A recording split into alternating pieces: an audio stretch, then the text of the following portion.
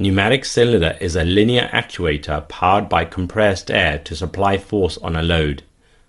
The assembly shown here is the most common type of double-acting pneumatic actuator used in industries. It consists of a piston rod. This rod transfers force of compressed air to the load. Cushioning pistons are assembled with this rod. These pistons prevent any hard shocks at the end of the stroke by enabling the piston to stop slowly and gradually. The piston reciprocates back and forth when there is pressure difference between any of the two sides. A static seal ensures airtight sealing between the piston and rod.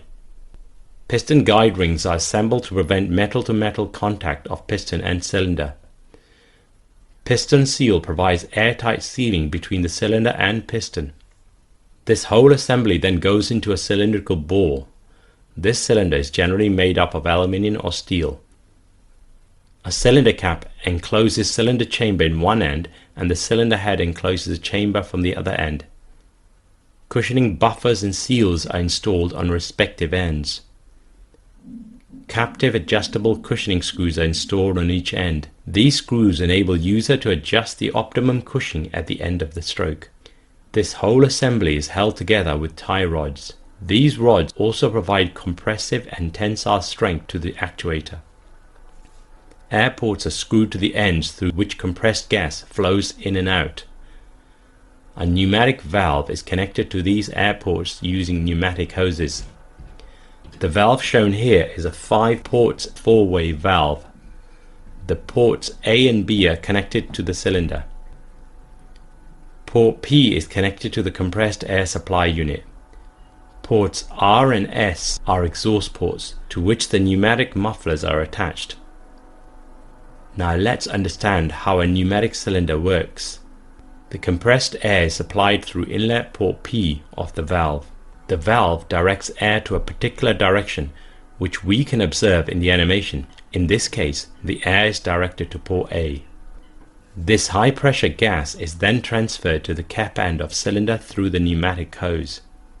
This creates high pressure in the cap end of cylinder, which therefore pushes the piston towards the head end. This also pushes gas from the head end. This exhaust gas travels through the other hose and reaches the valve. The valve directs this gas towards port S and allows it to escape through a pneumatic muffler. The gas muffler helps to reduce any noise produced during exhaust.